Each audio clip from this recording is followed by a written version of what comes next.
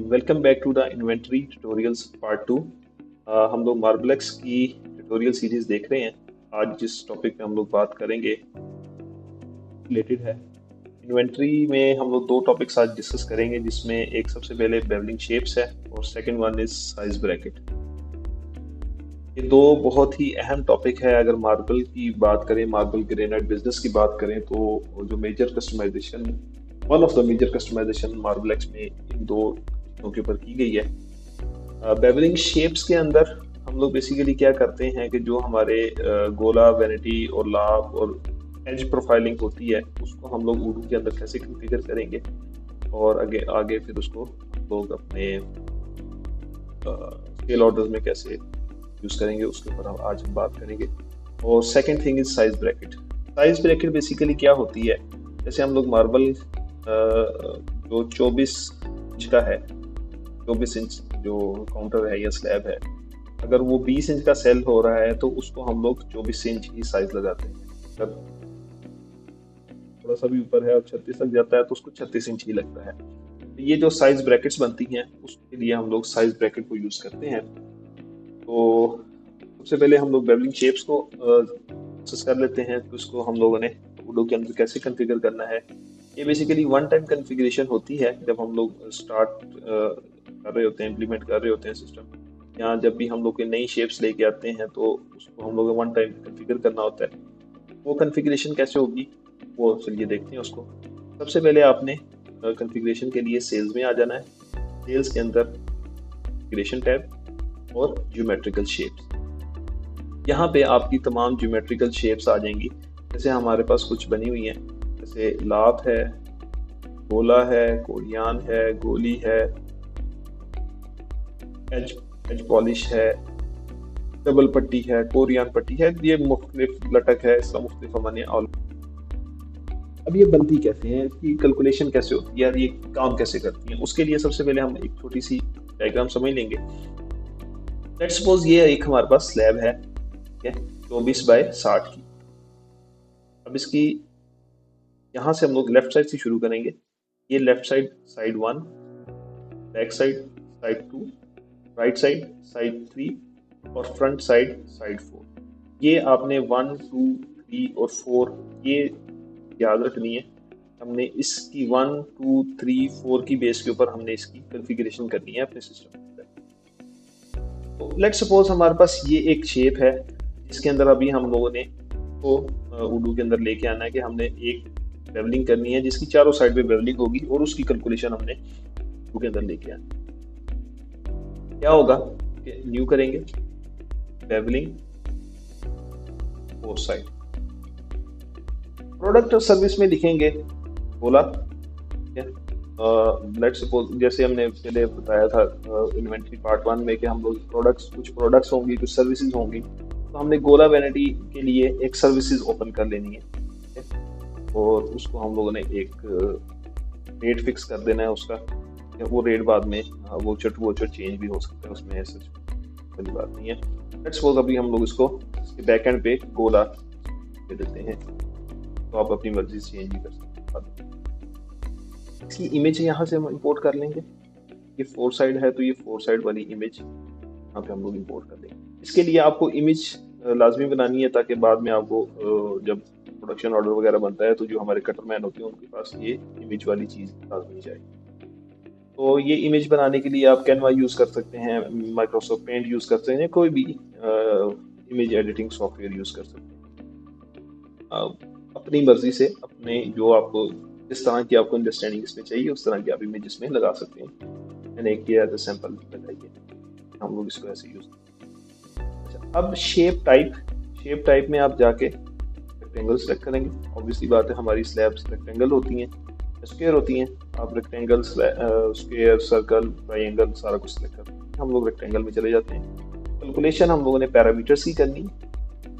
ये इसका 1, 2, 3, 4 पैरामीटर्स हैं। अच्छा, साइड्स अब हमने कौन कौन सी करनी, ये जरूरी चीज़ है जो मैं शुरू में बताया था कि ये आपने याद रखनी, 1, 2, 3 एंड 4। ओके, अब इसको हम लोग क्या करते हैं, 1, 2, 3, 4।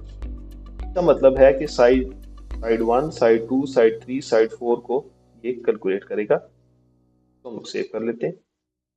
अब सेव करने के बाद क्या होगा, हम लोग किसी भी एक वाउचर में, सेल वाउचर में जाएंगे, न्यू कोटेशन देंगे। अब इसकी साइज एक्चुअली कैलकुलेशन कैसे होनी चाहिए, मतलब जैसे ये देखें, side 1 24, side 2 side 3 24, side 4 inches.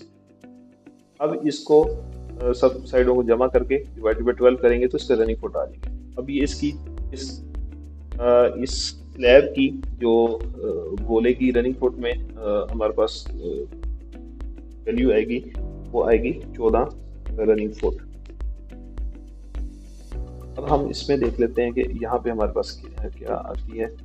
कोई भी एक प्रोडक्ट सेलेक्ट करेंगे 60 बाय 24 वन पीस, और यहाँ पे हमने उसको दे देना जो हमने शेप बनाई थी, बेवलिंग 4 साइड्स हमने बनाई थी, बेवलिंग 4। ये अब ऑटोमेटिकली यहाँ पे आ गई है 14 रनिंग फुट। ओके, ये हमारे पास इसकी ऑटोमेटिकली कैलकुलेशन हो जाएगी। अब ऐसे ही जो हमने दूसरी बनाई हुई है, गोला करेंगे, गोला फ्रंट करेंगे, वो उसके हिसाब से जो बैक एंड पे कॉन्फ़िगरेशन हुई है उस हिसाब से आ जाएगी। गोला राइट प्लस लेफ्ट करेंगे तो वो आ जाएगी, ठीक है। ये 24 और 24 48 48 divided by 4 equal to 48 divided by 12 is equal to 4, 4 running foot. अब हम दूसरा केस डिस्कस करते हैं जिसके अंदर हमारे पास ये वाली एक चीज है जिसके हमने 3 साइडें बेवल करनी है। मतलब बात करें साइड 1 2 3 को स्किप करेंगे और 4 तो बनाने के लिए हम लोग क्या करेंगे, सबसे पहले ये बेवलिंग फ्रंट लेफ्ट बैक, मैं FLV लिख रहा हूँ, आप अपनी मर्जी से फुल फॉर्म भी लिख सकते हैं, अप टू यू। तो गोला रखेंगे, गोला शेप टाइप पे हम लोग जाएंगे रेक्टेंगल, यहाँ पे हम लोग उसकी इमेज डाल देंगे, इसमें FLV वाली इमेज डाल देंगे, कैलकुलेशन पैरामीटर पे ले जाएंगे। अब हम लोग क्या करेंगे, देखें 1 2 3 को नहीं लिखना, 4 1 2 को स्किप किया 4, सेव कर देंगे। अब हमारे पास कैलकुलेशन में क्या आना चाहिए, ठीक है, साइड 3 स्किप है, तो अब हमारे पास 12 रनिंग फुट आंसर आना चाहिए बोलेगा। तो हम लोग एक कर लेते हैं, इसका वाइट 1 में आ गया बेवलिंग, ये अब 12 रनिंग फुट हमारे पास आ गया। अब हम तीसरा एक केस डिस्कस करते हैं जिसमें हम लोगों ने क्या करना है, फ्रंट पॉलिश फ्रंट इसका करना है लेकिन 24 इंच छोड़ के करना है, ठीक है। इसको अब हम लोग कैसे करेंगे, इसके अंदर अगर हम लोग यहाँ पे कैलकुलेशन इसकी पहले देख लें कैसे बनेगी। ये फ्रंट साइड में से 24 इंच ये जो है वो भी लेफ्ट साइड भी नहीं हमने करनी, बैक साइड भी नहीं करनी, फ्रंट साइड करनी है लेकिन उसको 24 इंच छोड़ के करनी।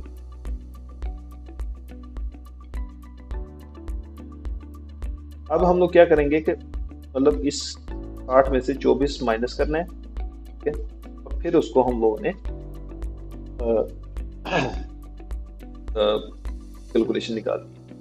तो यहाँ पे अगर करें 60 minus 24 equal 36, 36 divided by 12 is, अब हमारे पास आंसर इसका 3 आना चाहिए। अब इसको कॉन्फ़िगर कैसे करेंगे हम वो देख लेते हैं। क्यूब शेप बनाएंगे,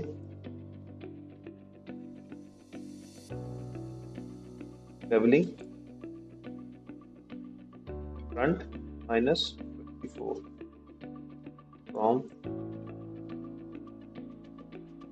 24 के बाद हम लोग लेफ्ट लिखते हैं। लेफ्ट से इसका मतलब ये है bevelling front minus 24 from left, मतलब लेफ्ट साइड से 24 इंच को छोड़ना है। ये हम लोग इसको सेलेक्ट कर लेंगे फोटो, इन शेप टाइप में हम लोग रेक्टेंगल सेलेक्ट कर लेंगे, कैलकुलेशन में हम लोग पैरामीटर सेलेक्ट कर लेंगे, और फ्रंट साइड हमारी कौन सी थी 4 करेंगे। और एक्स्ट्रा कैलकुलेशन में क्या करेंगे कि अब हमारे पास ये तो हमने पहले कर लिया था कि ये 4 चीजें हम लोग डालते थे, बेवलिंग नाम शेप टाइप कैलकुलेशन साइड्स, तो हमारी कैलकुलेशन हो जाती थी। अब इस कैलकुलेशन के ऊपर हमने करना क्या है कि ये जो 24 इंच है ना, ये जो हमने छोड़ा हुआ 24 इंच है, इसको भी हमने कैलकुलेशन के अंदर लेके आना है। उसके लिए हम लोग क्या करेंगे, एक्स्ट्रा कैलकुलेशन में जाके हम करेंगे सब्ट्रैक्शन और करेंगे 24 तो सेव करो।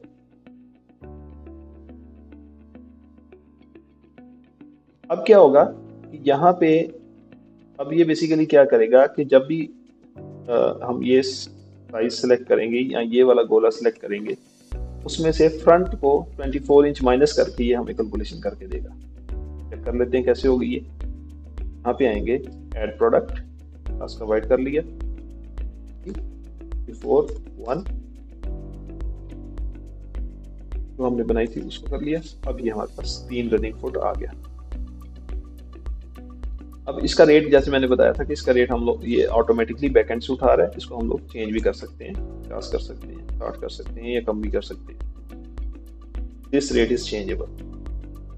ऐसे ये जो बेवलिंग कैलकुलेशन है, हम लोग मल्टीपल बेवलिंग कैलकुलेशंस बना सकते हैं।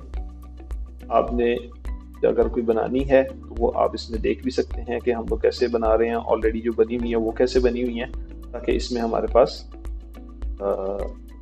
जैसे ये है ओरियान है 1 और 4, मतलब 1 और 4 1 2 3 4 जूम इन करूं तो 1 2 3 4 1 है, 2 स्किप है, 3 स्किप है, 4 है और 4 में से 24 माइनस हुई है।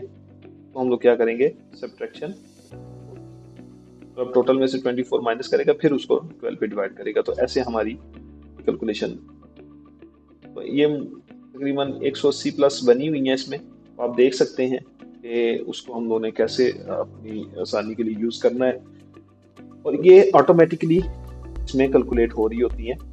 ये एक ऑटोमेशन है जिसमें हमारा बहुत सारा टाइम बचता है। गोले की कैलकुलेशन करने में बहुत ज़्यादा टाइम वेस्ट होता है और अक्सर गलती भी हो जाती है, हमसे भी हो जाती है, हमारे वर्कर से भी हो जाती है।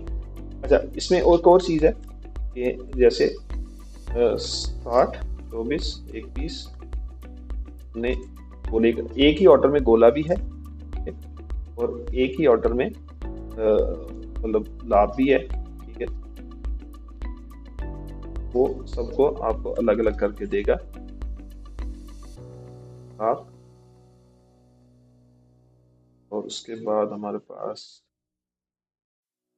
ब्लैक ग्रेनाइट है, ब्लैक ग्रेनाइट यहाँ हम लोग कर लेते हैं पीस, एक पीस, और उसके बाद इसमें हम लोग कर लेते हैं पट्टी।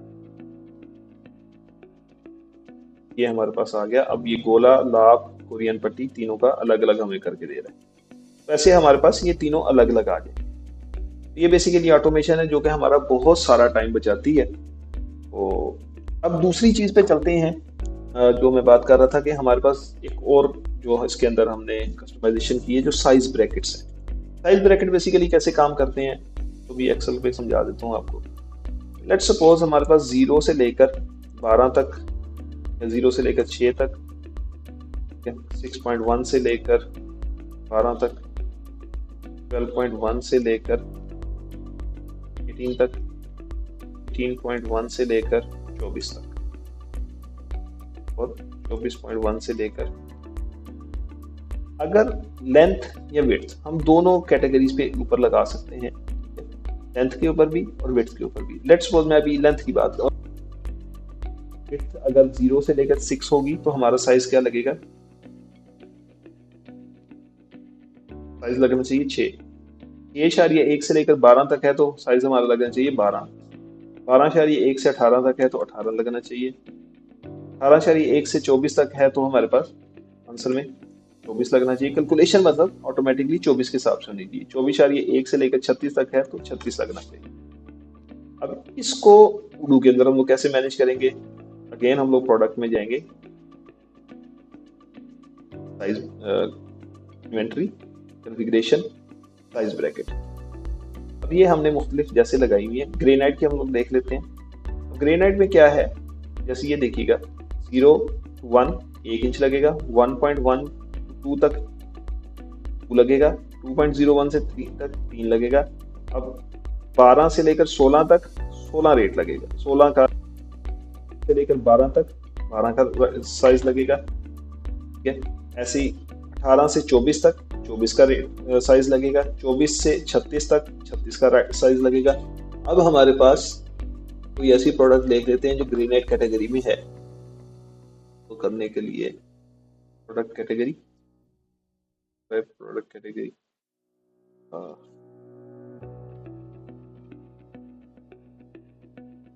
ये एंटीक वुड जो है वो हमारे पास यहाँ पे देखिएगा मार्बल एंड ग्रेनाइट कैटेगरी में है। अगर हम एंटीक वुड को इधर देखें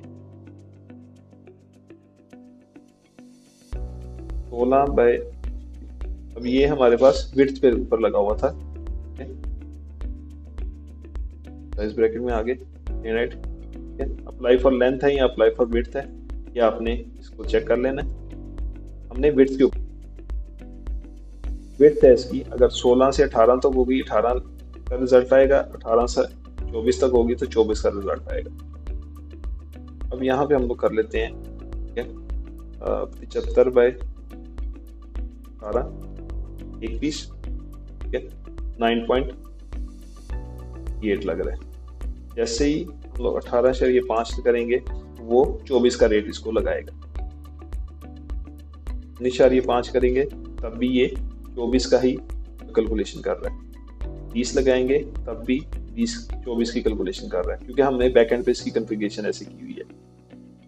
जैसे ही हम लोग 18 करेंगे वो अब 18 के हिसाब से कर रहा होगा, 17 करेंगे तब भी 17 के हिसाब से कर रहा होगा। जैसे ही 16 करेंगे अब ये 16 के हिसाब से कर रहा होगा। 16.2 करेंगे तो वो 18 के हिसाब से कैलकुलेट उसको कर रहा होगा। तो ये बेसिकली ऑटोमेशन है जो हम लोग इस तरह आप इसको अपने हिसाब से अपनी पॉलिसी, जो भी आपकी साइजिंग पॉलिसी है उस हिसाब से इसको आप इसमें अपने सिस्टम में इनकॉर्पोरेट कर सकते हैं। I hope you like the video. अगर फिर भी कोई चीज़ समझ ना आए तो हमारी टीम आपको गाइड करने के लिए हमेशा अवेलेबल है। बेस्ट ऑफ लक इन मार्बलेक्स। मिलते हैं नेक्स्ट वीडियो में। अस्सलाम वालेकुम।